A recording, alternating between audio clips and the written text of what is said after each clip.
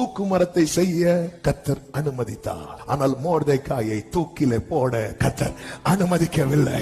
யோசேப்பை குழியிலே தூக்கி போட கர்த்தர் அனுமதித்தார். ஆனால் அந்த குழியை மூடி போட கர்த்தர் அனுமதிக்கவில்லை.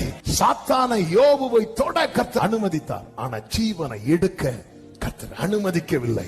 சாத்ராக், மேஷாக், ஆபேத்நேகோவை அக்கினி சூளையிலே போட கர்த்தர் அனுமதித்தார். ஆனால் அந்த அக்கினி அவர்களை பலம் செய்ய கர்த்தர் அனுமதிக்கவில்லை. தானியேலை சிங்க கபியிலே தூக்கி போட கர்த்தர் அனுமதித்தார். ஆனால் சிங்கங்கள் அவனை பட்சிக்க கர்த்தர் அனுமதிக்கவில்லை.